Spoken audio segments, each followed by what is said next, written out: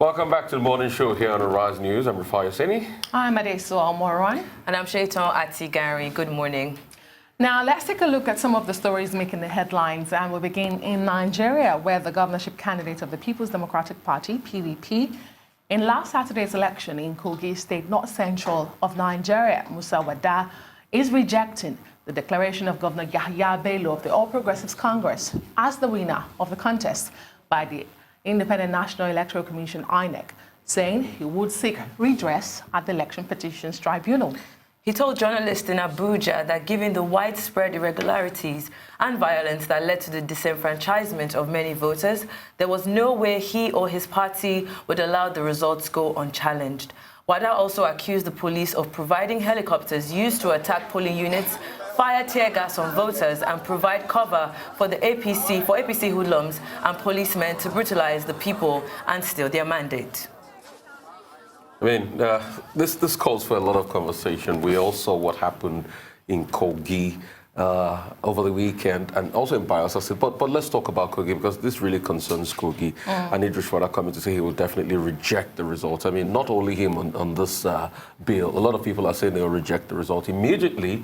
Even before the elections were counted, before the final result came out, Natasha Akpoti did issue a statement saying that she totally rejects the result and she calls for a cancellation. She also went further to talk about, crimes perpetrated by, APC thugs and the likes. I mean, but it's a good thing because the election process doesn't end except the tribunal has called the election. So it is a process like the INEC residents, like Electoral Commissioner did say in Kogi State in Lokoja. He said the process starts with your campaign, the ban on the campaign when it gets to about a couple of hours to the elections, the election day, coalition returning, and tribunal. Let's see that. But a lot of people are asking, very poignant questions about the fact that this grave allegations these parties are making, do they have vital evidence to substantiate that? And let's take into cognizance the case of the helicopter there. They had videos of the helicopter. Can you say for sure those were police helicopters? Can you say for sure they were shooting from the helicopters or they were firing tear gas canisters from the helicopter? Because these are the things you have to prove beyond reasonable doubt in court. I totally agree. A lot of questions. We have observers who have already said there was some level of fake news and misinformation, but that does not erase the fact that there was a lot of violence, ballot box snatching, deaths recorded during a civic exercise such as an election. Yes. We should commend the PDP candidate that is resorting to go through the legal means and not resorting to self-help. Yes. We do not need more lives to be lost because of these elections. However, there's that question as well. Should the courts be completing the democratic process every time in Nigeria? How credible are these elections? Can we hold elections where parties involved are satisfied, even with losing, to say, I've lost gallantly, I don't need to challenge this in court? But that was the case in 2015. That was the case in 2015, but have we seen such elections after then? We've had the 2019 general elections, we've had the staggered elections in Kogi and Bayelsa states. Can we truly say that is a reflection of where we want our democracy to be? Is our democracy not under threat and test here? Of course, definitely. I agree with you, Adesoa. However, I think my take on it is the fact that we are fully aware, despite the fact that there was fake news, making the rounds, but we know that there was high levels of violence and ballot box snatching. But we still went ahead with, or INEC still went ahead with releasing these results, and now the Kogi State Governor has been announced. Are we totally ignoring the fact that these elections were not free and fair? And that's why you go to court. Yeah, but it's not ignoring the fact. And that's why there's a judicial process there. You go to court and you say, see, I am not happy about this. You said rightly, the last election we had over 700 cases in court. The highest we've seen in the country. The highest we've seen thus far. After the Kogi and Bayelsa elections, in fact, even before the elections, we've had court cases. In Bayelsa, for instance, Heineken Lukoburi's cases there. Pre-election cases. Pre-election cases. Let's not forget that they stalled, you had to take the appeal court to stay execution of that. Another question in Bayelsa will be, will even the APC have a candidate? I mean, what if the court comes out to rule? There are a couple of cases to make in the rounds. The Wada case too. The PDP infighting. There's another court case in Kogi State as we speak. There's another case taken to court. Natasha Akpoti taking, that's SDP candidate, with the number of cases taking what's his name now? Yaya Bello to court about cases, double registration. That's the problem here. We have, like Adeswa rightfully said, with the highest number that we've seen so far. So how do the manpower to investigate each and every case to make sure that they actually do get their day in court and this is investigated to a T? We don't have that manpower, so it's almost like a joke. I mean, it's sad. The Nigerian Union of Journalists, NUJ, has rejected the hate speech bill before the National Assembly, which prescribes death penalty as punishment for anyone found guilty. The union warned that the bill, sponsored by Senator Sabi Abdullahi, which has already passed through the first reading, could be used to silence the media and perceived political opponents if untimely passed. Ultimately passed, beg your pardon. The NUJ president, Mr. Chris Izuguto, reiterated the stance on Monday during a courtesy visit by the executive members of the union to the Minister of Information and Culture, Alhaji Lai Mohammed. He appealed to the federal government to ensure that the safety of journalists is a priority and that no attempt be made to restrict the freedom of the press. The NUJ also expressed worries that recent events were giving it serious cause for concern about the profession and safety of journalists, adding that most actions taken were targeted to silence journalists. No, I actually agree with this, and I don't even know why we are having this conversation in the first place. We have so many more major challenges and issues that are being faced as a country, and this is something that has been, past the first reading. The timeliness of it, how fast it's gone through the House of Reps, and the fact that we're even having this conversation at all, it blows my mind away because it looks like journalists are being targeted. Well, I'm on the side of Senior Advocate of Nigeria, Femi Falana, who says, perhaps the legislators should come out with a bill that prescribes death sentence for corrupt leaders in Nigeria. Like it's done in China. Exactly. I'm totally on his side with this one. But the question here really, and everybody has been asking, it's a repeated question, is who defines hate speech? What is hate speech? There are those who have said legislating social media has the high tendency of gagging the press. We cannot deny the power of social media. It's undeniable the power of social media. Oh, yeah. We need to regulate it. Yes, we saw what it did to the Arab Spring. It was the power of social media. Yeah. But at what point do we draw the line to say this is harmful? And this is the good sides of it.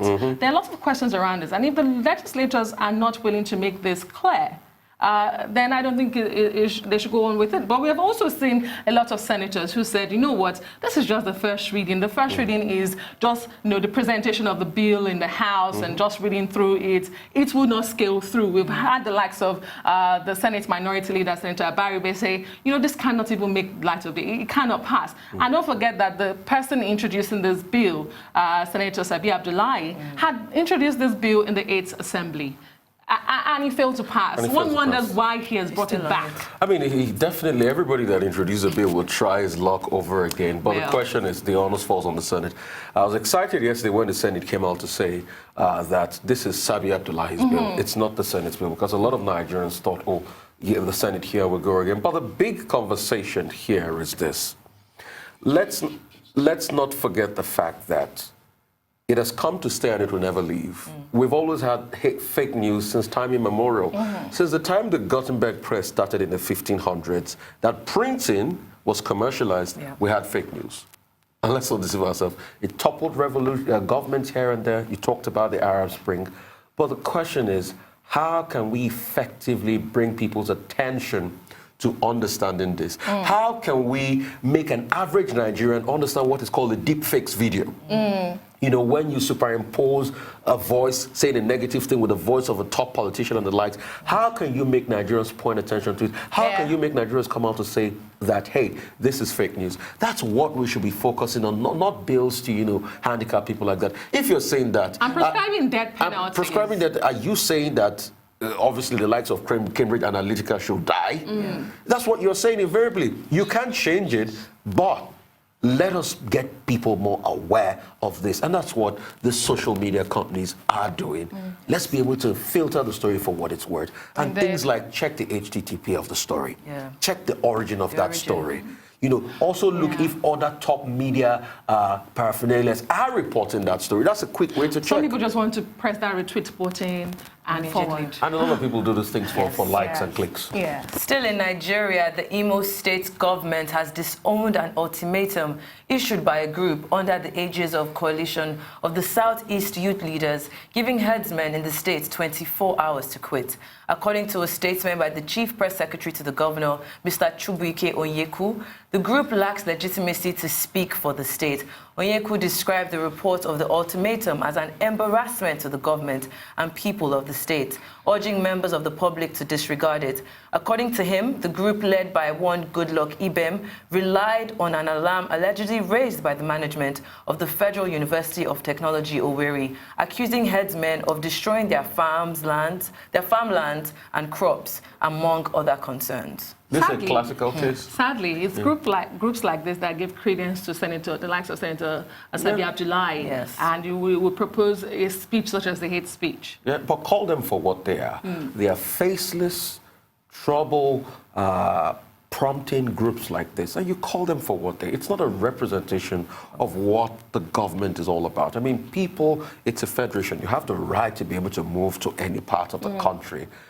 Then now there's a big conversation, and groups like this, what do they use? They use the sentiments that are prevalent. There's a big conversation around on, cattle settlements all around the country. But let's also forget that, to a large extent, we've seen that the tide has been stemmed as a result of this. You remember the peace process recently broke about Alan Oyema and the Miyetti Allah and the government of Benue State and the likes. And we are seeing things like this. We are seeing progress. It's not to fan the embers. It's not to, inflame the polity. It's to keep calm. Groups like this are faceless. They totally represent themselves. And it goes back to the story of fake news. It was a false alarm. Let's quickly move on now. Well, blackout is looming across the country here in Nigeria as the electricity generating companies, popularly called GENCOs, are threatening to shut down power supply should the federal government refuse to disburse the 600 billion naira intervention fund. Now, this is coming as the African Development Bank, the AFDB, and Economic Community of West African States, ECOWAS, as well as the Regional Electricity Regulatory Authority, ERA, has disclosed Nigeria and Guinea-Conakry currently have the cheapest or lowest retail electricity tariffs among countries in the West African region. The GENCOs, speaking through the Executive Secretary Association of Power Generation Companies, Dr. Joy Ogaji, told journalists in Abuja, the nation's capital, they had been indebted to the extent that their gas suppliers no longer supply them. This has compelled about 3 GENCOs to shut down their operations. She also noted that if the 600 billion naira is not released in record time, a deliberate decision or economic forces will force the remaining GENCOs to stop power generation. Classical case of this is the 3rd tranche of intervention fund for the electricity sector. How effective this has been. I mean, you go into business to make profit. Yes. A lot of questions around the privatization of the power sector in Nigeria. Yes. But this fund, this particular 600 billion naira, has been approved by President Muhammadu Buhari way back in August. This is November. Where is the fund? But it's not been paid. I mean, this story broke. It was Sunday afternoon when they called me up and they said there was a press conference. It was in Abuja. I couldn't make it. But the truth of the matter is, this money has been approved. Is the federal government meeting as part of this deal? That's a big conversation we can have and we should have. We'll be right back after this quick commercial break.